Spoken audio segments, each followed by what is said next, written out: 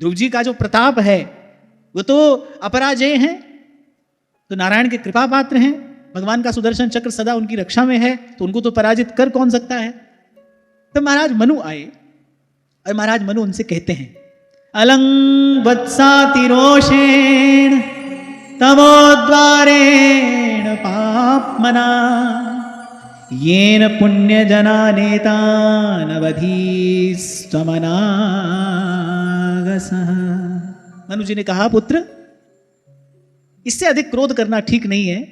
कहा कि ये पापी नरक का द्वार है और इसी के वशीभूत होकर तुमने इन निरपराध यक्षों का वध किया है। अब उत्तम को तो एक यक्ष ने मारा था, अब ध्रुव जी ने क्रोध में आकर जाने कितने यक्षों का वध कर दिया। यहां जो बात विचित्र भी है और आपके हमारे लिए विचारणीय भी है कि देखो, काम क्रोध के वश में कोई कभी भी हो सकता है। जिनको बाल्यकाल में भगवान का दर्शन हो गया है, जिनको साक्षात भगवत प्रसाद प्राप्त हुआ है, जब वो भी इस प्रकार किसी विकार के अधीन हो सकते हैं, फिर हमारी गति क्या होगी।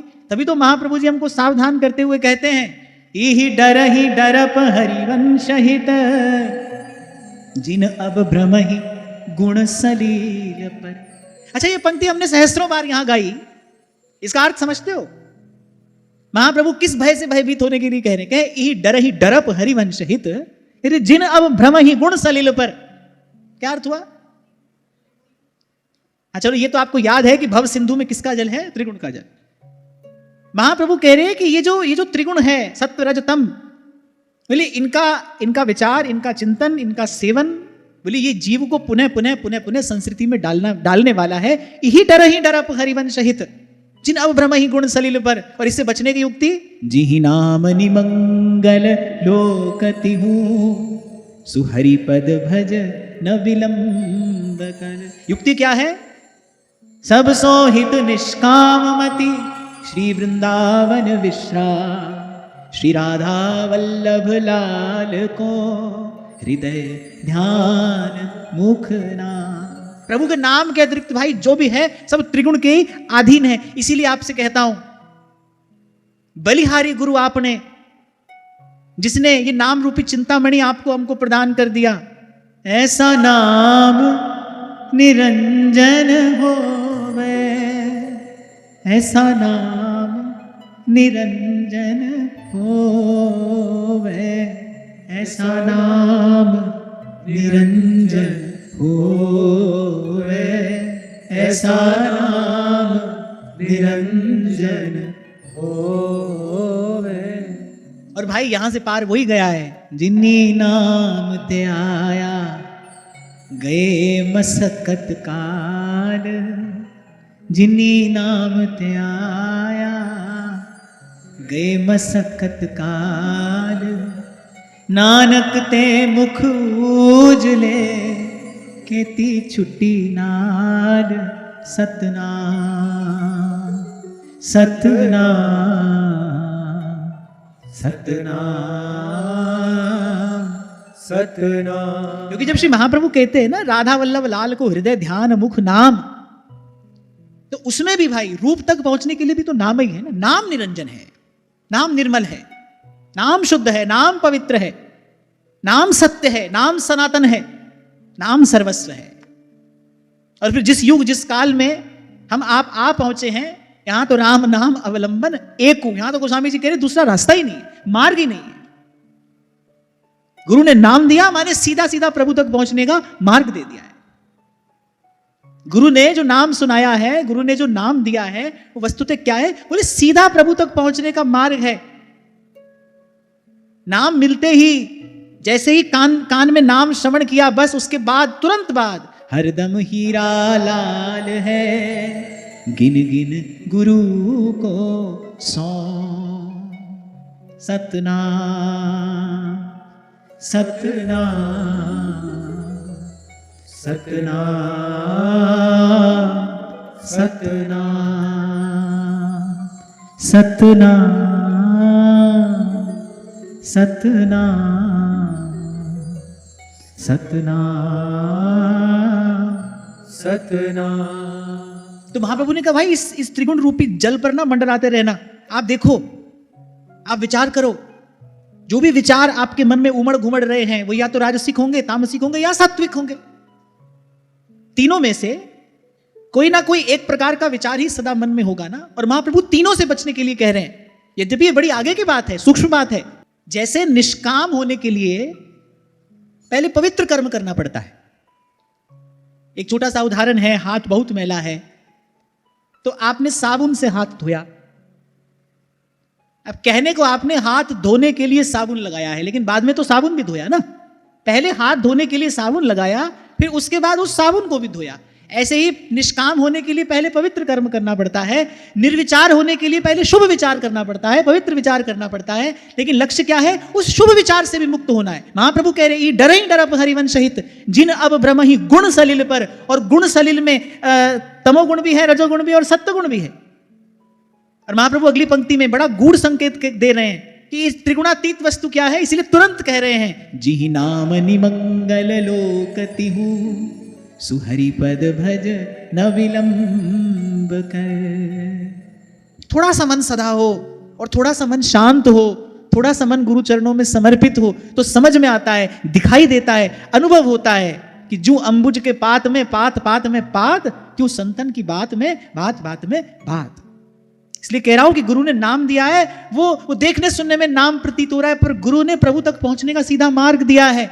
नाम के बहाने खींचे आएंगे, आखिर एक दिन राम। तो नाम निरंजन है। तो खैर हम तो ये बात कर रहे थे कि देखो कैसी भगवान की प्रबल माया है।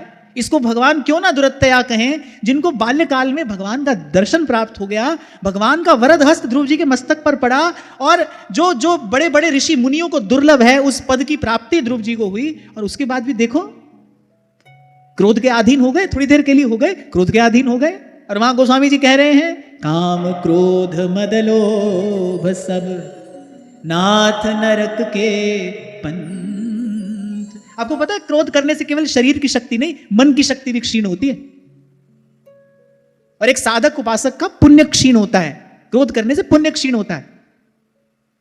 ऋषि मुनि तपस्या करने बैठते थे, देवता कुछ ऐसा विघ्न करते थे, ऋषियों को क्रोध आ जाए। अगर काम उत्पन्न ना हो तो क्रोध आ जाए।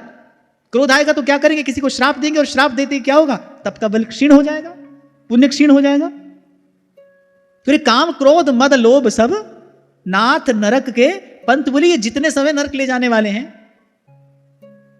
सब परिहरि रघुबीर ही भजहु भजहि जेहि संत भजहु भजहि जेहि संत। तो मनु जी ने आके समझाया, बोले जिस जिस काम में तुम लग गए हो, जो कार्य तुम करने लगे हो, बोले ये तो हमारी कुल परंपरा के भी अनुरूप नहीं है, और वैसे भी महापुरुष इसको बड़ा निंदनीय कर्म बताते हैं। क्योंकि को न काहु सुख दुख कर दाता भोग सब भ्राता निज कृत कर्म भोग सब भ्राता। अच्छा, महापुरुष इसको निंदनीय क्यों बता रहे हैं? क्योंकि मृत्यु किसकी हुई? नहीं, उत्तम की तो मृत्यु हुई, देह की मृत्यु हुई ना, क्योंकि आत्मा तो मरती नहीं है ना। ये बात तो बच्चा भी जानता है, इंफॉर्मेशन तो सभी को है। मृत्यु देह की हुई, और आध्यात्म में देह को सत्यवान ना सबसे बड़ा पाप है। तो मनु जी ने यही आकर ध्रुव जी को समझाया कि दो बात है। पहली बात तो कहो न काहू सुख दुख कर दाता, कोई किसी को सुख दुख देने वाला नहीं है। जीव अपने प्रारब्ध से बंधा हुआ यहां आया है, किसका किसके साथ लेना देना है भाई कोई नहीं जानता। तभी तो आपको आज आरंभ में ही मैंने कहा, आप भले कहते रहो ये मिला वो मिला, हम उनसे मिले हम इनसे मिले, कोई किसी से नहीं मिला भाई। यहां कोई किसी से मिल ही नहीं सकता। जीवात्मा का मिलन केवल परमात्मा से हो सकता है, वो भी कब? जब दोनों के बीच में महात्मा आता है। बाकी यहां किसी का किसी से मिलन नहीं होता। सब टकराते हैं, सुख दुख का शोर होता है थोड़ी देर के लिए, और फिर अपनी अपनी यात्रा पर सब निकल जाते हैं। उसके बाद कोई किसी को ना जानता है ना कोई किसी को पहचानता है। आगे आप श्रवण करेंगे एक प्रसंग में, राजा रोए जा रहा है, पुत्र चला गया, पुत्र मर गया, बड़े काल में पुत्र मिला था। संत को दया आई, नारद जी आए, राजा को कहा कि अच्छा ठीक है हम बुला देते हैं तेरे पुत्र को। पुत्र आया, बोले कौन किसका पिता कौन किसका पुत्र? तो कोई किसी से मिलता नहीं यहां पर। तो ये व्यर्थ का बोझ हमने अपने सर पर उठाया है। तो मनु जी महाराज ने दो बात कही। बोले पहली बात तो यक्ष के हाथ से अगर उत्तम मारा गया तो बोले उसका प्रारब्ध था, को न कहा सुख दुख करदाता, निज कृत कर्म भोग सब भ्राता। संसार में व्यवहार में पड़ा व्यक्ति इसको ना समझे, लेकिन भजन के मार्ग पर चलने वाला व्यक्ति जिसको सत्संग प्राप्त है, जिसके जीवन में शुभ कर्म है, सद्विचार है, वो भी यदि इसको ना समझे तो इसका अर्थ तो यही हुआ ना भाई, विवेक जगा नहीं। और यहां से एक बात और समझ में आती है भैया कि जगा हुआ विवेक भी कभी सो सकता है। जगा हुआ विवेक भी, जागृत महापुरुष का विवेक भी सो सकता है। यदि ध्रुव जी विवेक से विचार करते तो ऐसा कभी नहीं करते। ध्रुव जी ने युद्ध करना आरंभ किया, अनेक यक्षों का संहार कर दिया, माने उतने काल के लिए विवेक सुप्त अवस्था में पहुंच गया। तो हमको यह समझना चाहिए, मैं यही आपको कहना चाह रहा था भाई, ध्रुव जी जैसा परम भागवत अगर वो कभी किसी समय ऐसी स्थिति में पहुंच सकता है तो भाई हमारी क्या गति होगी, हमारी क्या दशा होगी। इसीलिए कभी आपको मैंने कहा था, बिनु सत्संग विवेक ना होई। सत्संग से विवेक जागता भी है और सत्संग से जगा रहता भी है। जागा हुआ विवेक कब सो जाए कहा नहीं जा सकता। श्री महाप्रभु जी ने स्फुट वाणी में सिद्धांत के जो भी कुछ एक शब्द कहे हैं, श्री महाप्रभु जी ने सब शास्त्रों का सार स्वरूप सिद्धांत का है बड़े थोड़े से शब्दों में। स्फुट वाणी अद्भुत है, महाप्रभु की बोलन अद्भुत है। क्यों ना हो, प्रकट प्रेम को रूप धरी श्री हरिवंश उदार, क्यों ना हो। महाप्रभु ने समस्त शास्त्रों का सार स्फुट वाणी के कुछ सिद्धांत के शब्दों में कह दिया है। तो विवेक जगे, इसके लिए भी सत्संग चाहिए। और ध्यान रखना, ऐसा नहीं कि भाई अब तो हमारा विवेक जग गया, अब तो हमको सब समझ में आ गया, अब हमको सत्संग की क्या आवश्यकता है। यहां देखो क्या आवश्यकता है। यह कथा का प्रसंग बता रहा है कि निरंतर सत्संग की, सतत सत्संग की क्या आवश्यकता है। भाई क्या पता कब माया की प्रबल समीर चलेगी और जगा हुआ विवेक सो जाएगा और फिर वही कार्य कर बैठोगे और उसका परिणाम क्या होगा। पारासर सुर इंद्र करे कलप कामिनी मन फंद्या, परिणाम क्या हुआ, परे देह दुख द्वंद कौन क्रम काल निकंद्या। इहि डरप हरिवंश हित, जिन अब भ्रम ही गुण सलील पर, जिहि नाम निमंगल लोक तिहु, सुहरि पद भज न विलंब कर, सुहरि पद भज न विलंब कर। अच्छा, और ये तो आपका हमारा सबका अनुभव है ना भाई। कभी कभी जब भजन भावना थोड़ी शिथिल पड़ती है तो सत्संग फिर प्रेरणा स्तोत्र बनता है, सत्संग फिर प्रोत्साहित करता है। तो ये जो घटना, इसीलिए मैंने कहा ये बड़ी विचित्र घटना भी है और बड़ी विचारणीय घटना भी है कि ध्रुव जी जैसा परम भागवत वो भी क्रोध के अधीन हो सकता है। और मनु जी ने आकर सबसे पहली बात यही की, अलंग वत्सातिरोषेण, बोले बस बेटा अब और क्रोध मत कर, तमोद्वारेण पाप मना। अरे बोले ये पापी नरक का द्वार है। जीव का अपराध किया क्रोध में आकर, किसी भी जीव का अपराध किया उसका परिणाम क्या होगा, उसका परिणाम होगा भाई उसका फल भुगतने के लिए यहां पर आना पड़ेगा।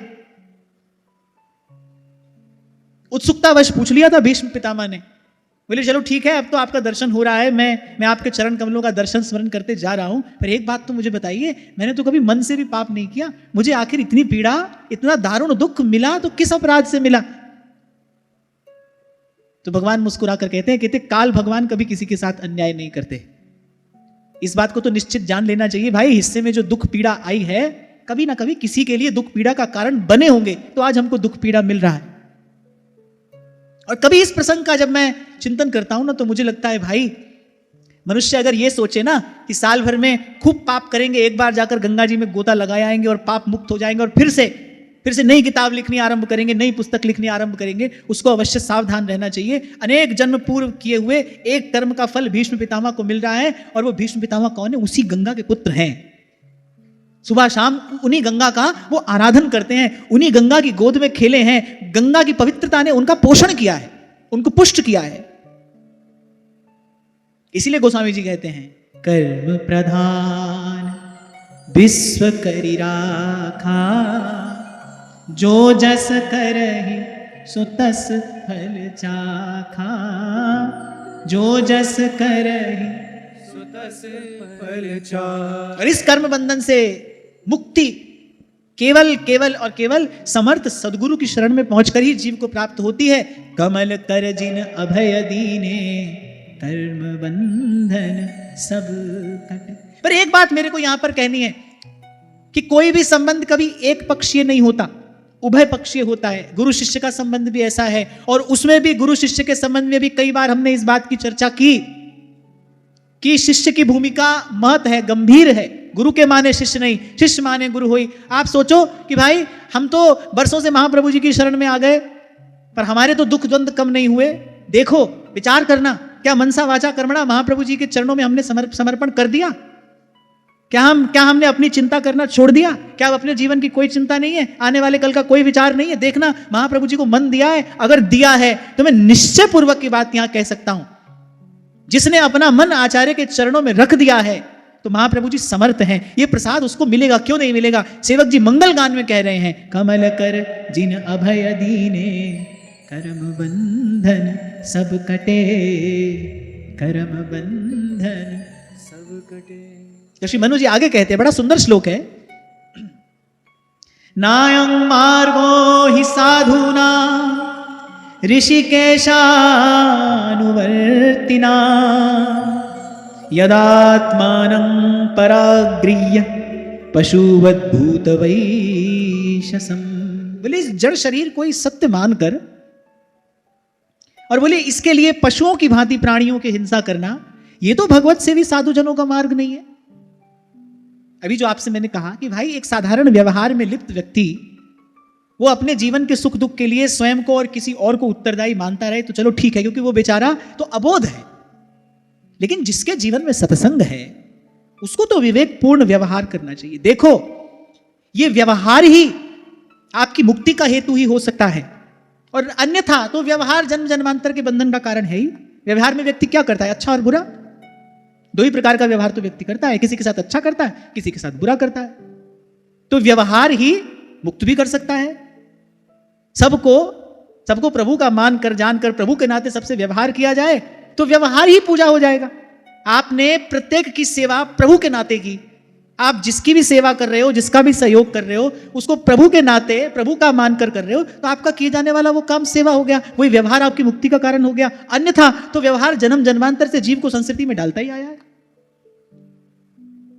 इसीलिए महापुरुष कहते हैं आध्यात्म के क्षेत्र में पाप का पाप क्या है? बोले देह को नित्य मानना, यही सबसे बड़ा पाप है। सारे पाप यहीं से जन्म लेते हैं भाई, सारे पाप यहीं से जन्म लेते हैं। श्री स्वामी शरणानंद जी महाराज जी, वो जो पत्राचार उनका श्री देवकी माता जी के साथ में हुआ, मुझे लगता है कि श्री स्वामी जी ने 100 से अधिक बार देवकी माता जी को यही कहा था कि तुम किसी भी काल में देह नहीं हो, तुम किसी भी काल में देह नहीं हो, स्वयं को देह ना जानना, स्वयं को देह ना मानना।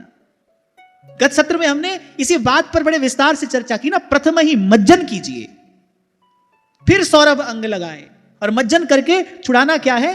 अरे मैल अभिमान अंग अंगन छुड़ाइए, देहाभिमान छुड़ाना है।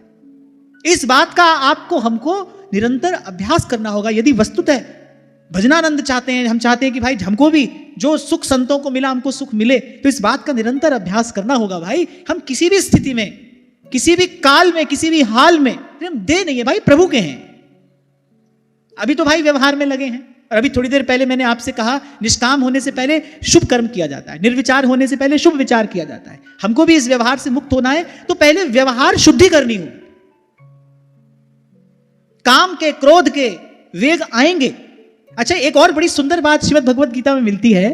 भगवान कहते हैं तपस्वी कौन है? काम क्रोध आदि विकार जिसमें उत्पन्न ही नहीं होते, ऐसा नहीं कहा भगवान ने। भगवान ने कहा जो इनके वेगों को सह लेता है। बड़ी सूक्ष्म बात है। लोग गाते रहते हैं, यहां वहां पूछते रहते हैं, महाराज जी काम बहुत सताता है, बहुत सताता है। अरे वो विकार तो है ही, किसी में कम किसी में अधिक। आपकी जीवन शैली का उस पर प्रभाव होता है, भोजन आदि का उस पर प्रभाव होता है, वो तो कहीं कम कहीं अधिक है। ये तपस्वी कौन है? तपस्वी वो है जो काम क्रोध के वेग को सह लेता है। किसी ने आपका अपकार किया, आपको क्रोध आया, लेकिन तत्काल आपने विवेक से काम लिया, और जो प्रतिक्रिया आप देने जा रहे थे आपने नहीं दी, आप सह गए। बस यही आपकी तपस्या है। और ऐसा ही जन तपस्वी कहा गया है। कौन कह रहा है? भगवान कह रहे हैं। भगवान कह रहे हैं जो काम क्रोध के वेग को सह लेता है वो तपस्वी है। हाँ, लेकिन सहने के लिए शक्ति चाहिए, जिसको आप सहन शक्ति कहते हो ना, सहने के लिए शक्ति चाहिए। जैसे एक व्यक्ति होता है, थोड़ी सी ठंडी हवा में जाए तो बीमार पड़ जाता है। क्यों? क्योंकि उसके पास, उसकी देह के पास वो जो प्रतिरोधक क्षमता है, वो जो शक्ति है वो नहीं है। और एक व्यक्ति है वो बड़े से बड़ी स्थिति को भी झेल जाता है, स्वस्थ रहता है, प्रसन्न रहता है, उसकी शक्ति अधिक है। तो शक्ति चाहिए। वो शक्ति कहां से आएगी? राम सिमर, राम सिमर, यही तेरो काज है राम सिमर राम शक्ति यहां से आएगी। नाम जपिए, नाम रटिए, नाम गाइए। सहन करने के लिए शक्ति चाहिए, नहीं तो क्या होगा, नहीं तो उस समय क्रोध आएगा। ऐसा नहीं है क्रोध नहीं आएगा, क्रोध आएगा। आप विवेक शून्य होकर प्रतिक्रिया दे बैठोगे और बस प्रतिक्रिया देते ही कर्म का बीज बढ़ा, अब उसका फल भोगने के लिए फिर से यहां पर आना पड़ेगा। इसी को तो संस्कृति का दुष्चक्र कहा गया है, the vicious circle of Karma. सुख दुख आता है, व्यक्ति कभी प्रसन्न होता है, कभी अप्रसन्न होता है। प्रसन्न होकर राग के अधीन होकर क्रिया करता है और अप्रसन्न होकर द्वेष के अधीन होकर क्रिया करता है। और बस इसी कारण राग द्वेष के बंधन में बंधा बार बार बार बार बार बार यहां आता है, बार बार कर्म का बीज डाल रहा है। बीज डाल रहा है भाई, फिर तो फल काटने के लिए आना पड़ेगा, फिर तो यहां उपस्थित होना पड़ेगा। इसलिए महापुरुष कहते हैं भाई, जिसके जीवन में सत्संग है उसका व्यवहार तो विवेकपूर्ण होना चाहिए।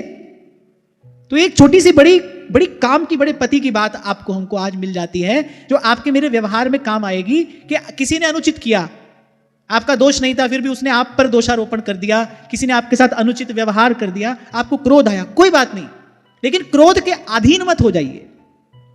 उस क्षण को सह लीजिए। वो जो वेग उठा है ना, अच्छा वो रहेगा नहीं। कोई व्यक्ति अपने जीवन का अनुभव बताए, वो 3 दिन गुस्से में ही रहा। जब एकदम से क्रोध का आवेश आता है तो कोई व्यक्ति चाहे भी तो 2-4 दिन रह सकता है, उसमें रह नहीं सकता। वो तो वेग है, वो आया भी है और वो चला भी जाएगा। वस्तुतः उसको सत्ता तो आप ही देते हो। बहुत साधक ये प्रश्न करते हैं कि जब जप करने बैठते हैं तो ऐसा विचार आता है, वैसा विचार आता है। आता भी है और जाता भी है, लेकिन उस विचार को अपने पास बैठने के लिए स्थान आप देते हो। उस विचार को शक्ति सत्ता आप देते हो। उसको जाने दीजिए, वो जाने के लिए तो आया है। तुम जाने के लिए नहीं आए क्या? बताओ, तुम इस संसार में रहने के लिए आए हो, तुम भी जाने के लिए आए हो, तो तुम्हारा विचार कहां से रहेगा? अरे तुम नहीं रह सकते यहां, तुम्हारा विचार कैसे रहेगा? वो भी बेचारा जाने के लिए आया है। लेकिन जैसे कोई प्रियजन चला जाए तो उसके मृतदेह को रख कर और व्यक्ति खूब विलाप करता है, हाय हाय तुम कहां चले गए? अरे वो भी गया है, तुम भी जाओगे, उसको भी जाना है, तुमको भी जाना है, यहां कोई रहने के लिए आता नहीं। इसी प्रकार आप उस विचार को पकड़ कर बैठते हो। क्रोध आ गया, देखते हैं संतों के पास जाकर लोग पूछते हैं, महाराज जी क्या करें, काम बहुत सताता है, बहुत सताता है। अरे जो जिससे पूछ रहे हो वो बेचारा भी उसी मार्ग से होकर आया है भाई, उसके लिए कोई और मार्ग नहीं था। यही संसार है और ये संसार अपार बिरत है, सभी के लिए एक सा है। वो विचार आया है, चला जाएगा। आप दृष्टा बनकर देखो।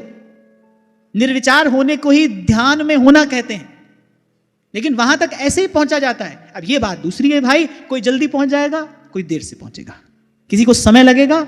अंतःकरण किसी का सहज स्वाभाविक रूप से अगर कुछ शुद्ध है तो भाई वो इस स्थिति में शीघ्रता से पहुंच जाएगा। इसीलिए संत कहते हैं युक्ति से मुक्ति है भाई, युक्ति से मुक्ति होगी। ये युक्ति संतों के पास में है। कभी कभी हमने आपसे कहा कि भाई भजन करो, बस भजन में बैठते ही समाधि लग जाएगी, ऐसा तो कभी कहा नहीं। मैं तो बार बार आपको यही कहता हूं, भाई बैठो, बैठने का अभ्यास करो। बैठने का अभ्यास आपको नित्य निरंतर करना है, उसको नहीं छोड़ना है। उस समय क्या हो रहा है अभी प्रभु जानेंगे भाई, प्रभु की शरण में बैठे हो। गोस्वामी जी को यही तो कहा प्रभु ने, उन्होंने कहा प्रभु मम हृदय भवन प्रभु तोरा, और यहां आए बसे बहु चोरा। अरे भगवान ने कहा जब भवन हमारा है तुमको काहे की चिंता है? अब भवन हमारा है, तुम क्यों चिंता कर रहे हो? तो ऐसे ही बस भजन में बैठिए, बस इस भाव से हमको बैठना है, प्रभु आपकी शरण में आकर बैठे हैं। अब जो हो रहा है प्रभु मेरे अधीन तो है नहीं, मेरे नियंत्रण में तो है नहीं, मैं जाऊं तो आपके अतिरिक्त कोई और विचार आए नहीं, सब आते हैं। पर भाई वो विचार जाने के लिए आए हैं, घबराने की आवश्यकता नहीं है। कुछ काल धीरज धर ले यदि साधक, तो इस स्थिति से होते होते मुक्त हो जाता है। पहले विचारों की तीव्रता कम हो जाएगी, धीरे धीरे आप देखोगे सहज ही नाम रूप में आपका मन रमने लगा है। कैसे नहीं होगा? ये तो संतों का मार्ग ही है, जो इस मार्ग पर चलता है उसको ये सिद्धि अवश्य प्राप्त होती है। तो खैर हम ये बात कर रहे थे कि जिसके जीवन में सत्संग है उसका व्यवहार बड़ा सदा हुआ होना चाहिए, उसको व्यवहार में सावधान रहना चाहिए। मैं तो एक बात और भी कह रहा हूं, जब ठाकुर जी की सेवा में हो, भजन में हो, तब भूल चूक हो जाए कोई बात नहीं, प्रभु तो क्षमा करते हैं।